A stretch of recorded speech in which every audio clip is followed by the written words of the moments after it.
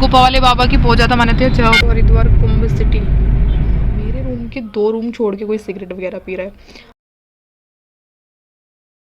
Everyone welcome back to a new video. और आज का ब्लॉग स्पेशल है क्योंकि मुझे सीरियस लग रहा, ये लड़का आज जबरदस्ती पकड़ा गया है। ये मेरे ब्लॉग्स में आना नहीं चाहता कभी। हाँ, खिड़की बंद करा के अब अच्छी आवाज आएगी। मुन्ना सो गया। आज है 8 नवंबर, अनुष्का के जन्मदिन से अगला दिन। हम थोड़ा लेट हो गए निकलने में। हमारा प्लान था कि हम सुबह जल्दी निकलेंगे, लेकिन अनुष्का से बातचीत करने में टाइम लग गया तो हम लेट निकले। हम निकले 3 बजे के आसपास। और हमारा मुन्ना सो रहा है। आज मुन्ना बैठे बैठे ही सो गया। हमने सोचा है कि वहाँ पे गंगा घाट पे जाएंगे और मार्केट एक्सप्लोर करेंगे और कल मंदिर के दर्शन करेंगे। ये हम लोगों का प्लान है, सिंपल और सॉर्टेड। बाकी देखते हैं, रास्ते में कुछ अलग अलग चीजें मिले। भूख भी लग गई है।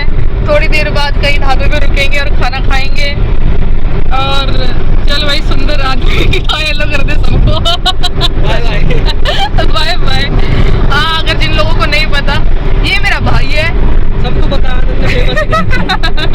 ये मेरा प्यारा और अच्छा सा भाई है। और ये मेरा मुन्ना है। और ये मेरा पति है। चलो थोड़ी देर बाद मिलते हैं। हमारा कुत्ता भी नहीं।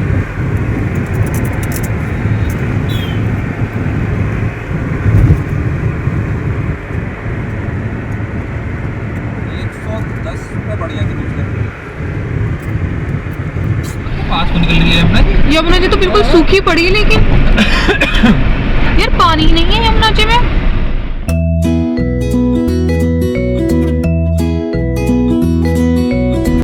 गुफा वाले बाबा की पूजा था मैंने, थे जाओ भगवान जी। तुम नहीं आए ना कभी गुफा वाले मंदिर? चलो, तुमने आज तो दर्शन कर लिए। नीलकंठ महादेव धाम की जय। यार मेरे तो भगवान जी आए नहीं, पेड़ अड़ गए। पर मैंने तो कर लिया दर्शन। इससे पता पड़ता है ढंग की ब्लॉगर नहीं है। बन नहीं पा रही एक अच्छी, क्योंकि जब तक मैं कैमरा निकालती हूँ तब तक चीजें चली जाती है। मैं बातों में बिजी रहती हूँ ना। अल्लम के बाद आएगा कांदला। कांदला मेरे पापा का घर है। नहीं, कांदला से थोड़ा आगे है कोई गाँव। देखो, गाँव का नाम नहीं बताते अपनी वीडियो में। बाबा के लोग देखेंगे वो तो पहचान ही लेंगे। अब गाइस, तुम लोग कमेंट करके मत बोलना कितनी पास से गुजरी है, घर ही आ जाती। देख कौन रहा है? मुझे देख कौन रहा है? कोई तो देख रहा होगा मेरे बाबा के गाँव का।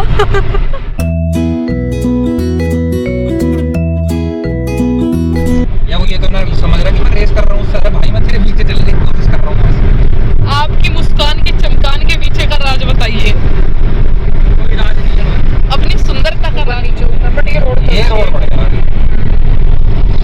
अब हम मुजफ्फरनगर की तरफ चले जाएंगे। कल मिला के 101 किलोमीटर चला। चलो, मुन्ना तो उठ गया ना। मुन्ना उठ गया रे। मुन्ना पंगा कैसा चला है?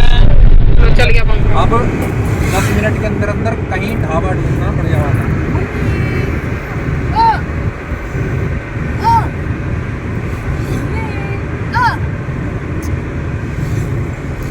मामा को प्यारी दी, प्यारी। कहाँ जा रहे हैं? लगा आ गया तो ना भैया, ये भी टोल है, ऐसी रोड है। ऊपर की सुंदरता हम चाहिए गुरु नानक वैष्णो पंजाबी ढाबा।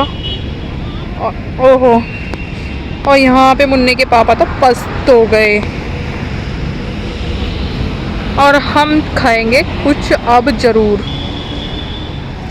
मुन्ने ले, तुम रोना क्यों है बेटे?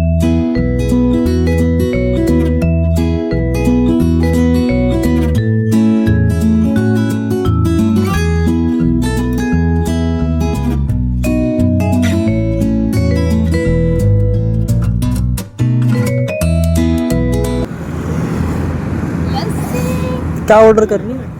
ये कर रही है नमकीन लस्सी, सोडा सिकंजी। अबे मुन्ने क्या ऑर्डर कर रही? लेके आओ। अच्छा, कह रही लेके आ। मैं छोटू दिख रहा है तुझे? चौधरी की तरह बैठी है, छोटू दिख रहा। लेके आओ, देखो ऑर्डर दे रही। खाना लेके आओ। चांटे पड़ेंगे, चांटे। ये लाओ, देख देख इसे क्या कह रही है, लाओ। अभी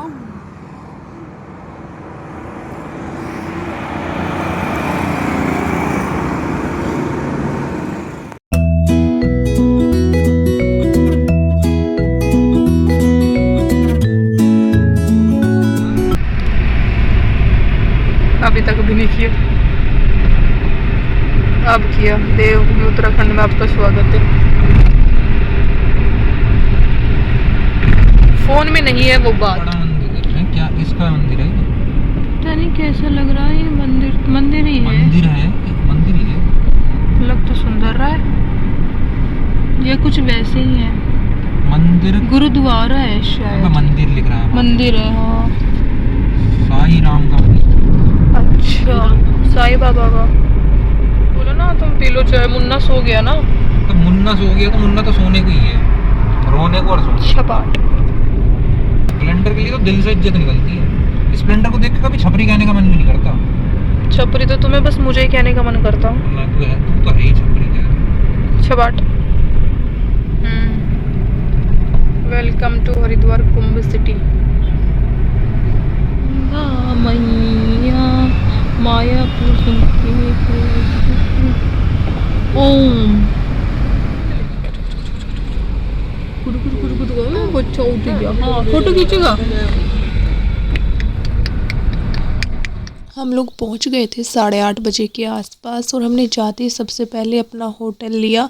हालांकि उसमें एक ही रूम खाली था और इस होटल को लेने के पीछे का हमारा कारण था क्योंकि इसमें कार पार्किंग मिलती है और कार पार्किंग हमारे लिए काफ़ी ज़रूरी थी क्योंकि जो गवर्नमेंट पार्किंग है ना वो बहुत ज़्यादा दूर है। और यहाँ जो ये होटल हमने लिया है ये शिव चौक पे है, शिव मूर्ति नाम से। बहुत बड़ा होटल है ये और काफ़ी अच्छा है।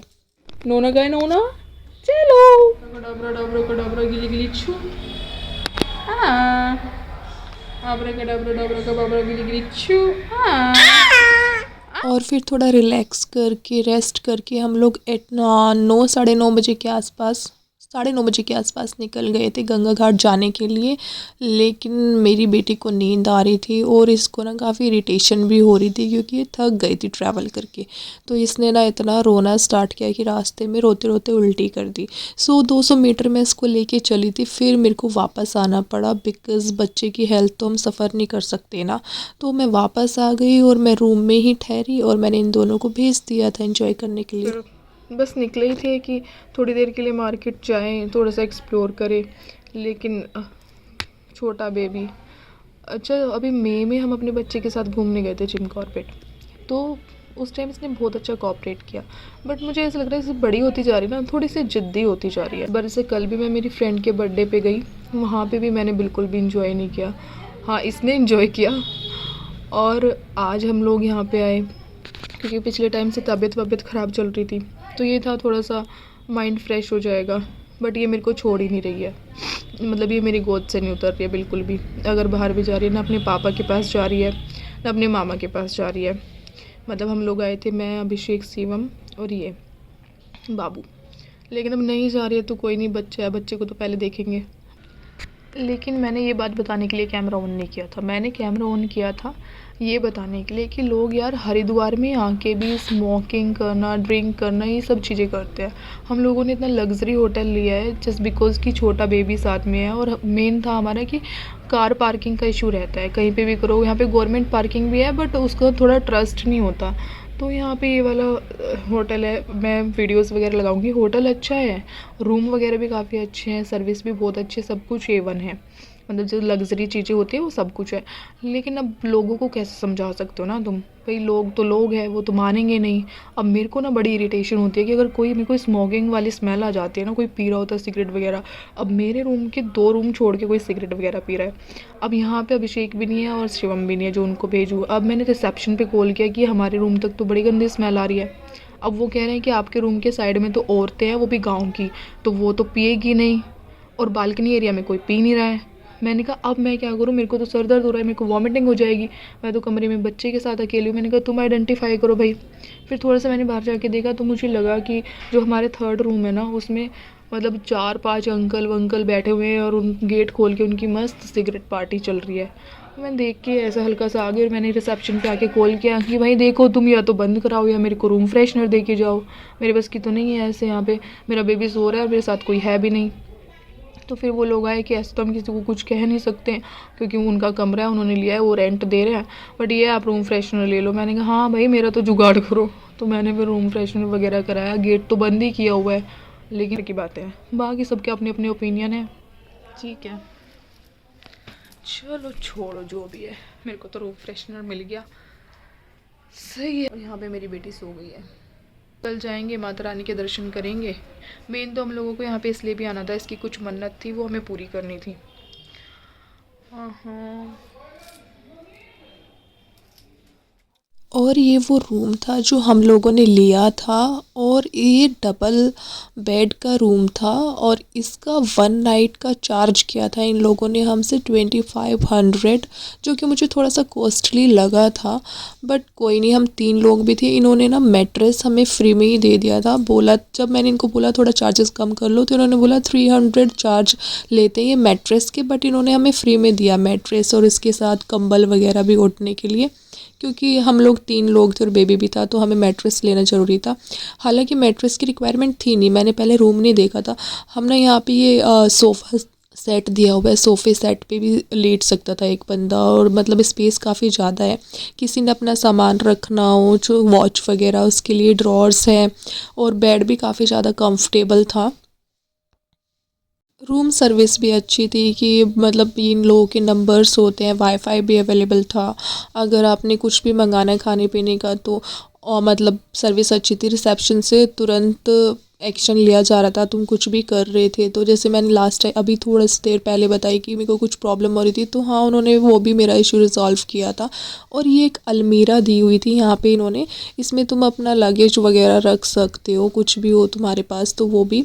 और जैसे रेस्ट रूम है, इस रूम में गर्म और ठंडे पानी की फैसिलिटी भी थी, यहाँ पे कोई उसमें प्रॉब्लम नहीं थी।